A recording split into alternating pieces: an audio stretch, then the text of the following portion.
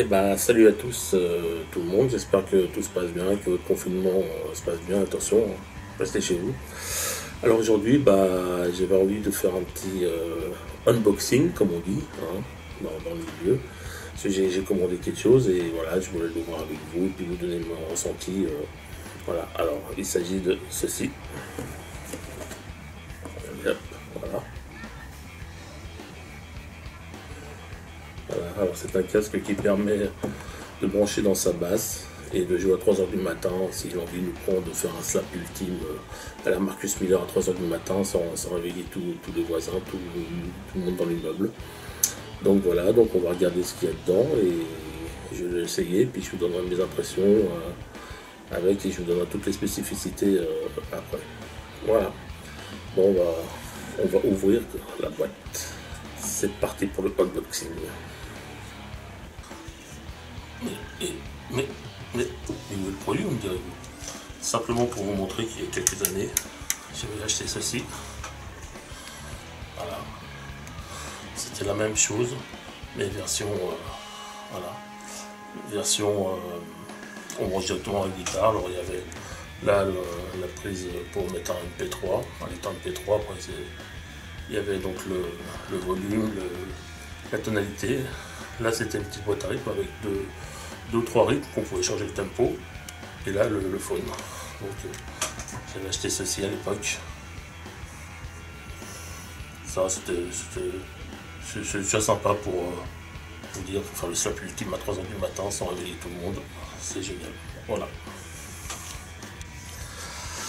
Alors le produit c'est dans un carton un peu plus classieux. On va avoir une caméra dessus. Vox. Alors par contre, ce qui est marrant, c'est que vous avez Vox là. Voilà. Vous avez Vox là, de l'autre côté. Par contre, derrière, ça voit, c'est tout en chinois. Toutes les spécificités du... Ah, il y a marqué quand même Active Bass Guitar Headphone. Ah, en français, c'est marqué casque d'écoute Active Guitar Bass. Et toute la partie... toute la partie derrière est marquée en chinois. Donc simplification. Je vais vous montrer. Si j'arrive à cadrer. Voilà. Tout ça, c'est du chinois. Cette partie en français, c'est là. Voilà. Donc on va l'ouvrir. Hein.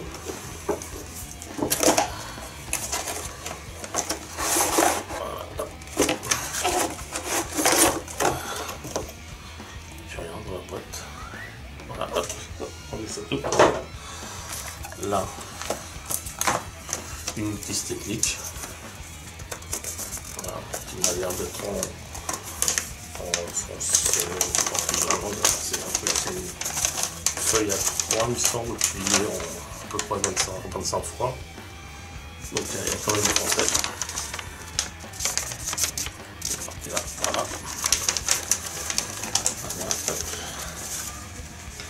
Fort plié, ça donne ça quoi. C'est voilà, c'est plié en 12 fois. Là, juste derrière, vous avez les deux piles qui sont fournies. Alors c'est des petites, alors je sais jamais si c'est des A3, des double A3, des toutes petites quoi. Enfin c'est des voilà petites. Là, hop, vous avez le casque avec son embout.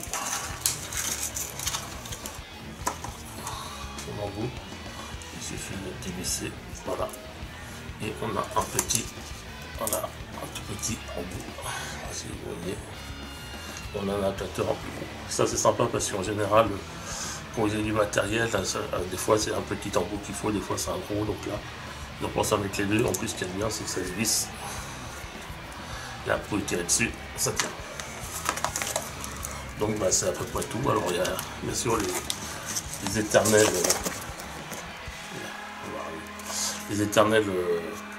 comment dire, petits fils de fer.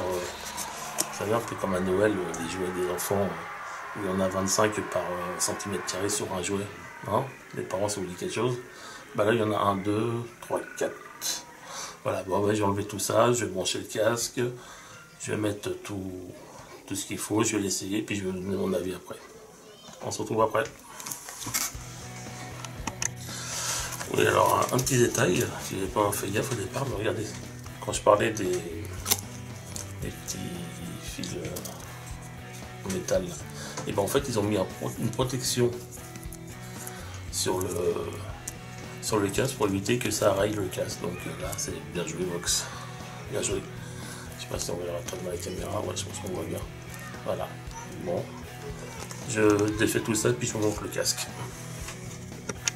Ça y est, le casque est complètement déballé, j'ai encore des petits fils en métallique là, vous voyez, en tour de plastique avec du métal dedans, voilà, il y en a 4. Et regardez ce que je disais, hop, cette espèce de plastique pour varier le casque.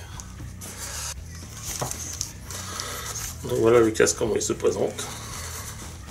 Alors c'est marrant parce qu'il tourne d'un côté, mais pas de l'autre.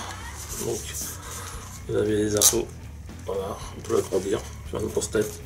Et là les arceaux sont métalliques, donc c'est rigide. Et là je pense que les renforts, il y a de la mousse mais les renforts doivent être... Alors je pense que c'est du plastique, mais du plastique assez dur. Et sur la partie donc gauche, left, vous avez une LED de fonctionnement. Là c'est pour le mettre en stand-by, soit le mettre en stand-by, soit le mettre en casque pour jouer de la basse.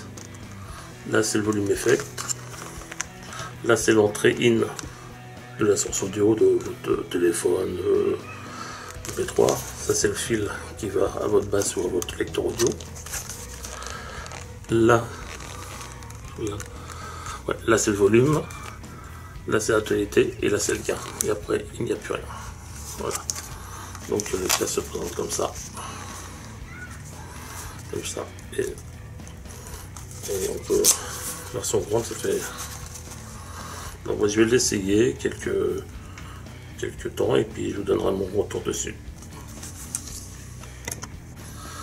Alors j'étais en train de regarder où on mettait les piles et je trouvais pas.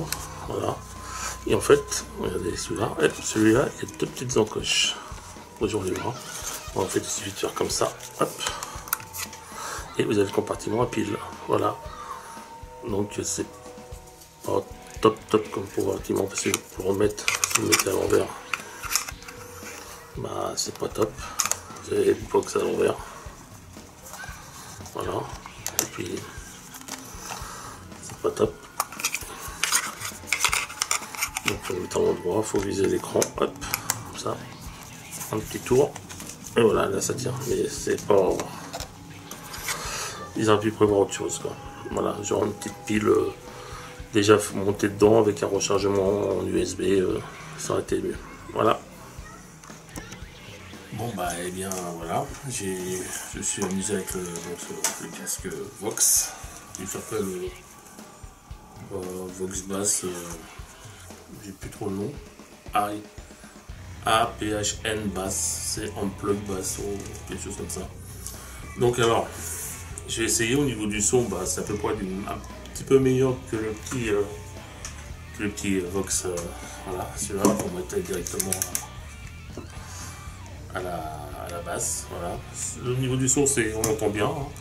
le son est pas mal, voilà. Même en audio, j'ai essayé en audio, bah, le son est pas mal, hein, il est bien défini, tout vraiment les médiums, les graves, les aigus, tout ça, c'est bien homogène.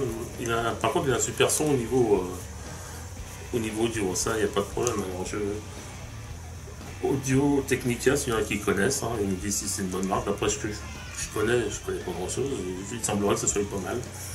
Voilà, donc maintenant on va passer un petit peu à mon ressenti. Alors sur la tête il est léger, il presse pas du tout, regardez si je le mets. Quand j'ai une grosse tête, mais il me presse pas du tout là c'est bien. Les coussinets là sont vraiment bien, ils sont épais, ça marche bien. Voilà.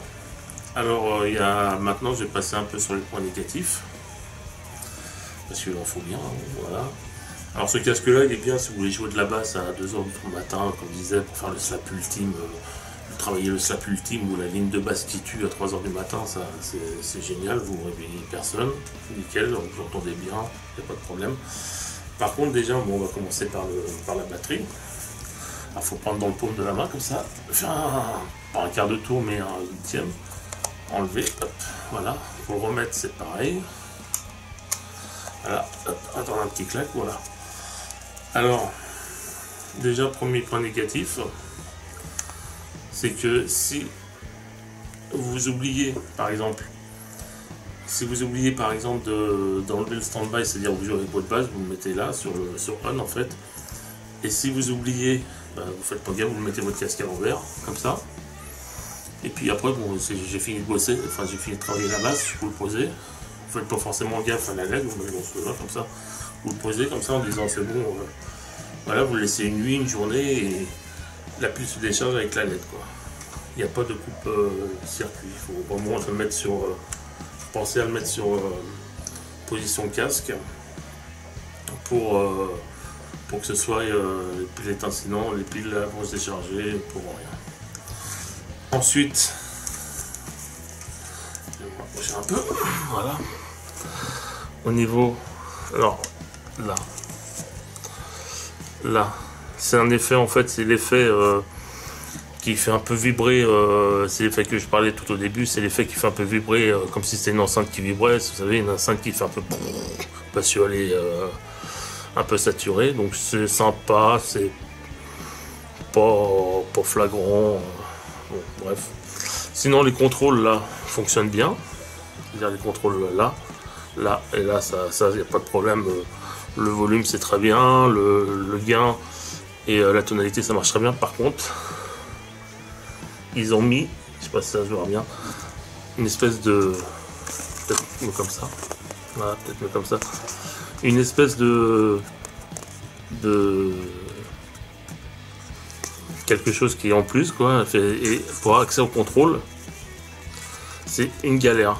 En gros, alors je vais vous faire sur la tête, vous avez le casque comme ça, voilà, et vous voulez par exemple monter le volume, alors il n'y a pas le bouton à faire ça directement, là il faut mettre comme ça, il faut se caler contre le truc, tourner dans un sens, essayer de choper le bouton, enfin c'est pas une espèce de butée juste là.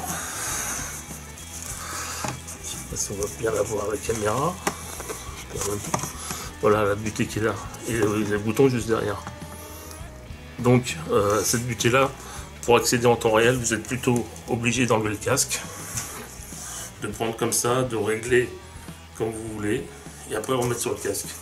Le problème c'est que vous faites ça, ah non c'est pas bon, hop, je règle un peu, hop je joue, ah non c'est pas bon, je règle un peu, hop c'est pas bon, hop je remets un peu, et donc voilà, c'est un peu le défaut de ce casque là. Sinon en audio, très bien. Niveau audio, j'ai écouté de la musique sur différents supports, très bien.